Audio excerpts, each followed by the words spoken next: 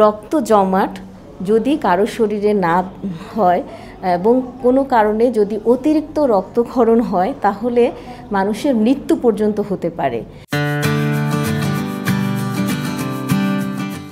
আসসালামু আলাইকুম, কথা বলছি ডাক্তার নাসরিন আক্তার কাকলি, সহকারী অধ্যাপক, বাংলাদেশ মেডিকেল ইউনিভার্সিটি, কর্মরত আছি উপ রেজিস্ট্রার শিক্ষা হিসেবে। আমাদের কাছে অনেক সময় বাচ্চারা মুসলমানি করার পরে দেখা যায় যে রক্ত জমাট বাঁধেনি অথবা দাঁত ফেলার পরে রক্ত জমাট রক্ত পড়ছে, এবং অনেক সময় দেখা যায় যে কেউ অপারেশন করতে গেলে অপারেশনে দেখা যায় যে তার রক্ত জমাট বাঁধেনি বা প্লাটিলেট কম আছে, এই জন্য আমাদের কাছে অনেক সময় রোগীরা আসে। সেই ক্ষেত্রে আমাদের শরীরে রক্ত জমাট বাঁধার জন্য ইম্পর্টেন্ট দুইটা ফ্যাক্টর আছে। 12টা ফ্যাক্টরের মধ্যে দুইটা ফ্যাক্টর 8 এবং ফ্যাক্টর 9। ফ্যাক্টর 8-এর যদি ঘাটতি থাকে তাহলে আমরা একে বলি হিমোফিলিয়া এ, এবং ফ্যাক্টর 9-এর ঘাটতি হলে এটাকে আমরা বলি হিমোফিলিয়া বি।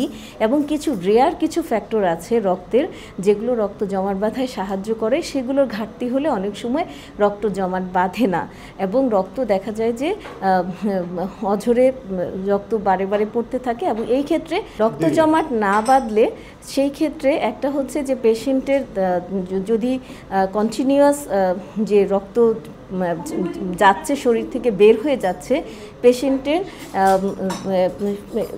পেশেন্টের হেমোরেজিক শক হতে পারে, পেশেন্টের অ্যানিমিয়া হতে পারে, এবং পেশেন্ট দেখা যায় যে অনেক সময় বারে বারেই তার রক্ত জমাট বাঁধতে অসুবিধা হবে, যেই কোনো একটা ছোট্ট আঘাতের কারণেও তার এই সমস্যাটা হতে পারে।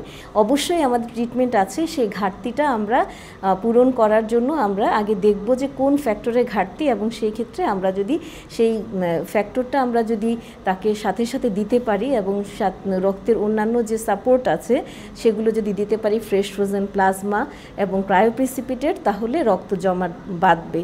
এবং প্লাটিলেটের ক্ষেত্রে দেখা যায় যে কোনো রোগীর যদি প্লাটিলেট কম থাকে তাহলে সেই ক্ষেত্রে আমাদেরকে কারণটা বের করতে হবে যে কেন প্লাটিলেটটা কমে যাচ্ছে। সেই ক্ষেত্রে আমরা যদি কারণটা বের করে ট্রিটমেন্ট দিতে পারি এবং প্লাটিলেট যদি প্রয়োজন হয়, আমরা যদি অ্যাফেরেসিস প্লাটিলেট অথবা প্লাটিলেট ফ্যাক্টর কনসেন্ট্রেট দিয়ে আমরা প্লাটিলেট বাড়ালে তাহলে দেখা যাবে যে আমরা কোনো একজন পেশেন্টের প্রয়োজন হলে আমরা ইমিডিয়েট সার্জারি করাটাও আমাদের পক্ষে সম্ভব হবে।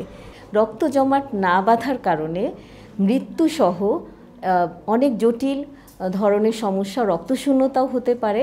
আসুন আমরা রক্ত জমাট বাঁধার কারণ জানি, রক্তশূন্যতার চিকিৎসা করি, হেমাটোলজিস্টের শরণাপন্ন হই এবং নিজেদেরকে মৃত্যু থেকে এবং জটিল অবস্থা থেকে আমরা নিজেদেরকে রক্ষা করি।